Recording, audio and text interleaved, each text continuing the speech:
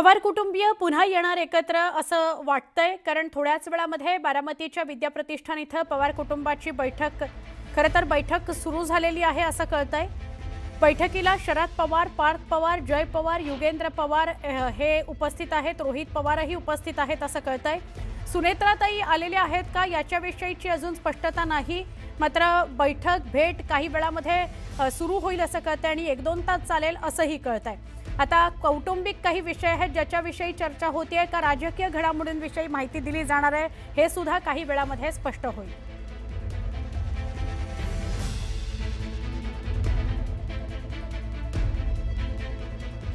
चला बोलूया, थेट बारामतीमध्ये आपले प्रतिनिधी जितेंद्र उपस्थित आहेत। जितेंद्र, काय सांगाल, सुरू झालेला आहे का संवाद, बैठक आणि कोण कोण उपस्थित आहेत? सुनेत्राताई आल्या आहेत का आणि उद्देश काय?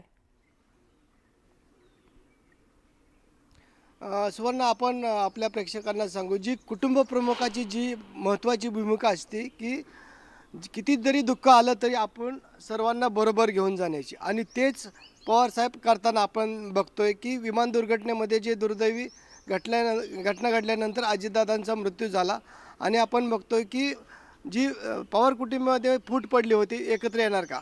तर सुवर्ण, आपण पहिली बातमी आपल्याला आत्ता मिळते की बारामतीच्या सहयोग सोसायटीमधून नुकतीच उपमुख्यमंत्री शपथ घेतल्यानंतर सुनेत्रा पवार आहेत, ते सुनेत्रा पवार, पार्थ पवार आणि जय पवार आणि अजितदादांची बहीण विजया पाटील हे माझ्या जी पाठीमागं आपण बघतोय की विद्याप्रतिष्ठानचं सेंट्रल ऑफिस आहे, या सेंट्रल ऑफिसमध्ये येणार आहेत थोड्याच वेळात, आणि त्या ठिकाणी तब्बल 1.5 ते 2 तास चर्चा चालणार आहे। एकंदरीत आपण बघतोय की राज्यसभेची रिक्त झालेल्या जागेवर कुणाला त्या ठिकाणी पाठवायचं, शिवाय अजितदादांच्या स्मारकासंदर्भात याच विद्याप्रतिष्ठानच्या जागेच्या ठिकाणी 2 जागा निश्चित करण्यात आलेल्या आहेत। या 2 जागेची पाहणी देखील शरद पवार करणार आहेत। याची सर्वस्वी जबाबदारी शरद पवार यांनी पार्थ पवार यांच्याकडे टाकलेली आहे आणि पार्थ पवार यांनी या जागा निश्चित केलेल्या आहेत आणि शरद पवार त्या जागेची पाहणी देखील करणार आहेत बैठकीनंतर।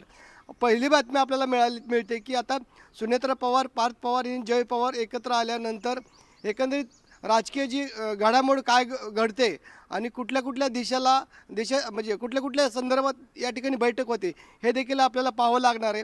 आपण पाहिलं की शरद पवार यांनी शांत बसून त्या ठिकाणी निर्णय घेतले। उपमुख्यमंत्री पदाची शपथ घेताना स्वतः सुनेत्रा पवार यांनी त्या ठिकाणी शपथ घेतली।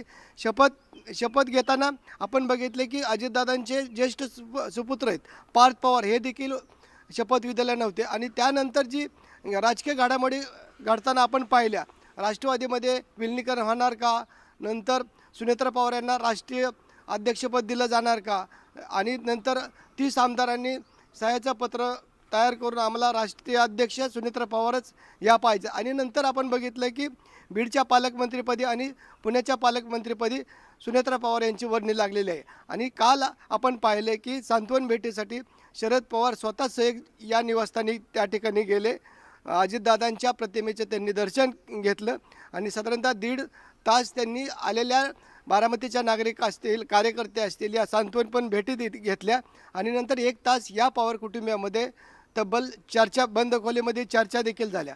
काय चर्चा होत्या ह्या आपल्यापर्यंत अजूनपर्यंत आल्या नाहीत, परंतु आता या विद्याप्रतिष्ठानच्या ज्या सेंट्रल ऑफिसमध्ये संपूर्ण पवार कुटुंबीय एकत्र आलेले आहे, त्यामध्ये स्वतः उपमुख्यमंत्री अजित पवार यांचे धाकटे बंधू श्रीनिवास पवार, युगेंद्र पवार, राजेंद्र पवार, आमदार रोहित पवार, विजया पाटील आणि विद्याप्रतिष्ठानचे जे प्रमुख आहेत ते या सेंट्रल ऑफिसमध्ये आलेले आहेत, आणि साधारणतः 10 ते 15 मिनिटाच्या आत याच विद्याप्रतिष्ठानच्या या कॉन्फरन्स हॉलमध्ये सुनेत्रा पवार, पार्थ पवार, जय पवार आणि विजया पाटील येणार असल्याची आपल्याला माहिती मिळते।